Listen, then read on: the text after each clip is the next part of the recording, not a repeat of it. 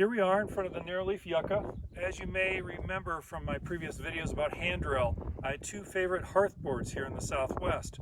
One was the rib of the saguaro cactus, I should say a rib from the dead saguaro cactus, and two, a narrowleaf yucca, the flowering stalk specifically.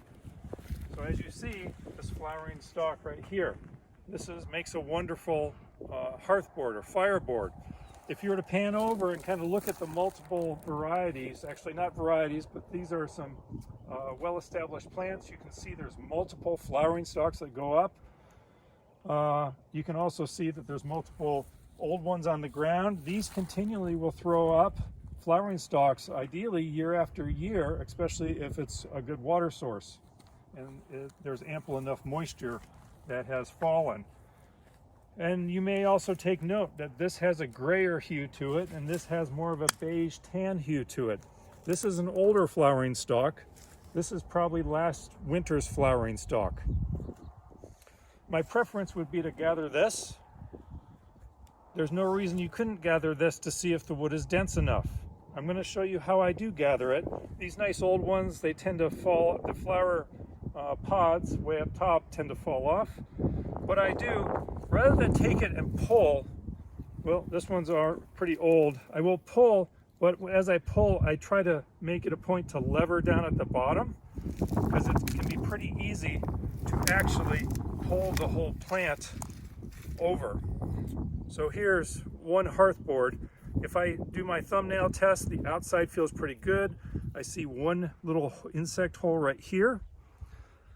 But other than that, a few splits from age, but I'm going to take that home and I'm going to test it out. My preference, as I said before, would be a flowering stalk like this. I will gather this. When it has seed pods like this still, I'll take and I'll shake it. I'll shake the seeds out. I'll help disperse them in hopes that some of them catch and grow in following years. So because this is newer from probably last winter, I can pull this thing, but you can see the whole cactus wants to come with it. Rather than pull it, what I tend to do is kind of push down and make a pivot point right at the base of this flowering stalk meets the narrowleaf yucca. So I push down and I'll pull. I'll go back. I kind of go in the four directions. And there's my flowering stalk. So this one looks like a good one. I don't see any insect holes, no big fractures. I'll cut the flowering stalk off here. I'll put it back into the yucca, disperse some more seeds if I have the opportunity to. As you saw, as I pulled this one over, its neighboring flowering stalk, more seeds fell. Wonderful, wonderful hearth board.